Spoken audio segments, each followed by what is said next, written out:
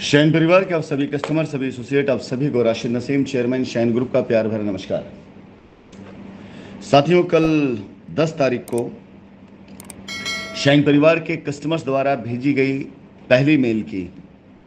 तकरीबन 1 महीने की कल पूर्ति होगी और इस 1 मास के अंदर अंदर शाइन परिवार के तकरीबन 30,000 के आसपास कस्टमर्स की अब तक मेलें रिसीव हो चुकी हैं। ये 30,000 मेल हो सकता है कि रिपीटेड हो सकता है कि नंबर्स ऑफ कस्टमर 10,000, 12,000, 15,000 हो, 20,000 हो, कुछ भी हो सकता है। लेकिन नंबर्स ऑफ ईमेल वो तकरीबन 30,000, जिसके अंदर शाइन परिवार के उन सभी कस्टमर्स और एसोसिएट की लाइबिलिटी नहीं बल्कि उनकी अब तक की व्यथा, अब तक की उनकी पीड़ा, उनकी तकलीफ, उनका डेडिकेशन, कंपनी के प्रति उनका विश्वास और बहुत कुछ ये 30,000 मेल कहती हैं। ये 30,000 मेल सिर्फ शाइन परिवार पे विश्वास की बातें नहीं करती हैं, बल्कि ये 30,000 मेल हिंदुस्तान के कानून और हिंदुस्तान की जनता और हिंदुस्तान के अंदर वो सारे के सारे लोग जो शाइन परिवार को अब तक भगौड़ा, बेईमान, स्कैमर, पता नहीं क्या क्या समझा था इन्होंने, उन्हें ये आईना दिखाते हैं कि अगर कोई इंसान वाकई में वैसे ही हो जैसा उसके बारे में खबरों में छपा है, अखबारों में छपा है, लोगों ने आरोप लगाया है, तो 5 साल का अरसा बीत जाने के बाद अगर वो बंदा अपनी ईमेल आईडी देता है और लोगों से निवेदन करता है कि मैं आपके साथ में हूं, आप मुझे मेल कीजिए, आपकी लायबिलिटी उतरेगी, और 5 साल के बाद भी अगर तकरीबन 30,000 से ज़्यादा मेल पहुंच जाती हैं इस विश्वास के साथ कि हमें शाइन परिवार पे भरोसा था, शाइन परिवार के चेयरमैन पे भरोसा था और शाइन परिवार लौट कर आएगा, हमें यह भरोसा था। और पिछले 1 माह से भी ज़्यादा समय बीत जाने के बाद आज तक एसोसिएट्स की तरफ से जो अप्रोचेस किए गए वो भी बड़े सराहनीय हैं। कई ऐसे एसोसिएट्स जिन्होंने अपने जीवन के अंदर ये ठान रखा था कि शाइन लौट कर आएगी, उसी साथ अपना कैरियर शुरू करूंगा, शाइन लौट के आएगी, हमारी लायबिलिटी पूरी होगी, और उन्होंने अपने भरोसे पर, शाइन के भरोसे पर अपने कस्टमर्स को पैसे की अदायगी कर दी। शाइन लौट के आएगी, इस विश्वास में लोग आज तक जी रहे हैं और उन्होंने बैंकों से लोन ले लेकर के अपने कस्टमर्स की लायबिलिटी उतारी और कंपनी पर एक रत्ती भी एफआईआर ना करी उन्होंने, सिर्फ इस विश्वास के साथ कि शाइन लौट कर आएगा। साथियों, 30,000 मेल ही नहीं बल्कि शाइन परिवार के ऊपर एक एहसान है, शाइन परिवार के ऊपर एक उपकार है, जिसे लेकर के शाइन परिवार अब लीगल संस्थाओं में बड़ी आसानी से बात कर सकती है कि हमारे पास सिर्फ वही कस्टमर नहीं है जो आपस कोर्ट में गए और जिन्होंने झूठे आरोप लगाए, हमारे पास सिर्फ वो कस्टमर नहीं है जिन्हें लोगों ने बहका दिया, बरगला दिया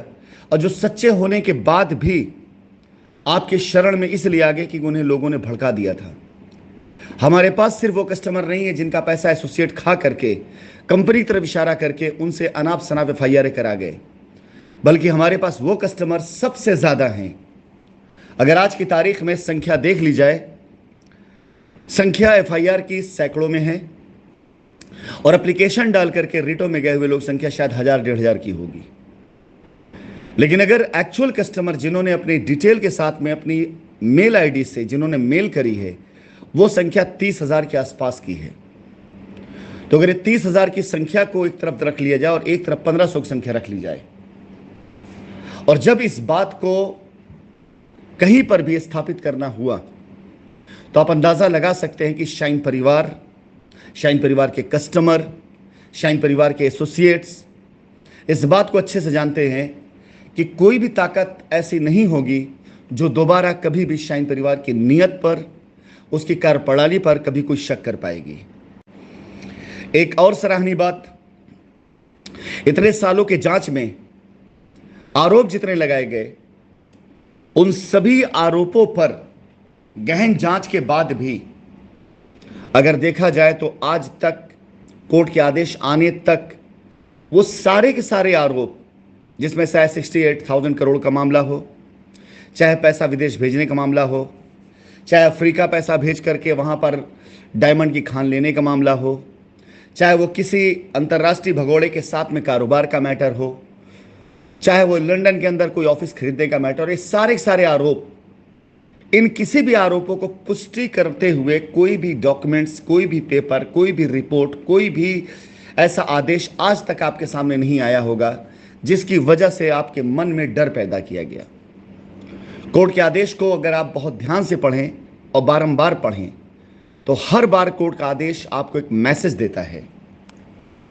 जिसमें आपको यह समझ में आ जाएगा कि कोर्ट का आदेश अच्छी तरीके से यह सोच समझ करके दिया गया है कि कुछ ना कुछ तो है जिसकी पर्देदारी की जा रही है, कुछ ना कुछ तो है ऐसा जो छिपाया जा रहा है, कुछ ना कुछ तो है ऐसा जो सामने आना चाहिए। और उसे सामने लाने के लिए कस्टमर को अब कोई तकलीफ ना हो, किसी प्रकार का बिला वजह किसी साथ हरेसमेंट ना हो, किसी प्रकार की कोई ऐसी खबरें ना फैले जिससे कस्टमर के अंदर विश्वास पैदा हो। इसलिए कोर्ट ने बड़े आराम से इन बातों को समझते हुए कस्टमर्स को रास्ता दिया कि अगर आपके पास आपकी लायबिलिटी के वैलिड डॉक्यूमेंट्स हैं तो जाइए जमा करिए और अपनी लायबिलिटी को आप ख़त्म करा लीजिए। और वो सारे कस्टमर्स जिन्होंने हमें मेल किया हुआ है, उन सभी कस्टमर्स की जिम्मेदारी पूरी तरीके से कंपनी और मैं लेता हूं। और आपकी मेल के आधार पर जिस तरह से अब तक तथ्य और डेटा निकल करके आए हैं, इनमें वो सारे कस्टमर जो लीगल में कतई नहीं गए हैं, पहले तो ये मान के चलें कि उनकी लायबिलिटी हर हाल में उतरेगी। मैं आपको एक फर्क बता देता हूं लीगल गए और लीगल में ना गए लोगों का। जो लोग लीगल में गए हुए हैं, अगर वो अपने आरोपों को सिद्ध ना कर पाए जो उन्होंने अपने एफआईआरों में लिखा या जो उन्होंने अपने रिटों में लिखा, या वो सही डॉक्यूमेंट्स ना दे पाए जो डॉक्यूमेंट्स रिक्वायर्ड हैं, तो उनका क्लेम कानूनी तौर से निरस्त कर हो जाएगा। और फिर उसके बाद उस क्लेम को साबित करने के लिए या वो क्लेम पाने के लिए वो किसी भी तरह से कंपनी के पास नहीं आ सकते। कंपनी उनकी कोई भी जिम्मेदारी कभी भी किसी प्रकार से नहीं ले सकती जो लोग लीगल में गए हैं। लेकिन जो लोग लीगल में नहीं गए हैं, अगर उनके पास किसी भी प्रकार से कोई डॉक्यूमेंट्स की कमी है, किसी तरह से कोई पेपर नहीं मिला, एसोसिएट्स ने पेपर नहीं दिए उनको, और वो किसी भी तरीके से अपने क्लेम को पूरी तरीके सारे डॉक्यूमेंट से सपोर्ट नहीं कर पाए, तो आपसी विवेक और स्वतः संज्ञान और कंपनी अपने खुद के किए गए कार्य के तजुर्बों के आधार पर, अपने विवेक के आधार पर यह फैसला लेने के लिए स्वतंत्र है कि उस कस्टमर्स के क्लेम को माना जाए और उसे उसकी लायबिलिटी उतारी जाए। यह बहुत बड़ा फर्क है आप उन लोगों में जो लीगल में नहीं गए और उनमें जो लीगल में गए हैं। आप में से बहुत से लोग जो पीछे काफ़ी सालों से और आदेश आ जाने के बाद भी कई बार मुझे मैसेज करते रहे कि अगर मैं लीगल में गया होता तो मेरा ऐसा होता, तो बिल्कुल आपको किसी ने कभी भी नहीं रोका था। हमने कभी भी आपसे अपील नहीं करी थी कि आप लीगल मत जाइए। मैं सिर्फ एक बात कही थी कि लीगल में जाएंगे तो आपका रास्ता सिर्फ लीगल से होकर निकलेगा, और लीगल में नहीं गए हैं तो आपके लिए मैं तैयार खड़ा हूं। तो साथियों, मैं अपनी मुख्य बात पर आता हूं। आज शाइन परिवार के जो सारे कस्टमर जिन्होंने हमें मेल किया है, इसके साथ ही साथ बहुत से कस्टमर ऐसे जो मेल नहीं कर पाए हैं, वो अपने एसोसिएट से निवेदन करके अपना एक ग्रुप तैयार करा ले। और ग्रुप के अंदर जेन्युइन कस्टमर्स को, genuine customers in the sense ये नहीं मतलब कहने का कि डॉक्यूमेंट से जेन्युइनिटी सिर्फ, बल्कि वो कस्टमर जो रियल कस्टमर है, जो चाहते हैं उनकी लायबिलिटी उतरे। और कई ग्रुपों में कुछ ऐसे लोग हैं जिनकी लायबिलिटी ना के बराबर है और उसके अंदर ज्ञान देते हैं। ऐसे लोगों को ग्रुपों से दूर रखें, क्योंकि अगर ऐसे लोग ग्रुप में आकर के किसी प्रकार का कोई भी ऐसा मैसेज देते हैं जो ग्रुप की गरिमा को, कंपनी की नीयत की गरिमा को, कंपनी के प्रयासों के गरिमा को और एसोसिएट्स जिसने इस ग्रुप को बनाया इस उद्देश्य के साथ कि अपने हर कस्टमर को लायबिलिटी फ्री कर सके, उसमें किसी भी एक या दो कस्टमर की तरफ से अगर ऐसा कोई कार्य किया जाता है तो ऐसे ग्रुप से मैं तुरंत एग्जिट करके और उस ग्रुप के सभी कस्टमर, सभी एसोसिएट्स को उनके हाल पर छोड़ करके बाकी सभी ग्रुपों को मैं देखूंगा।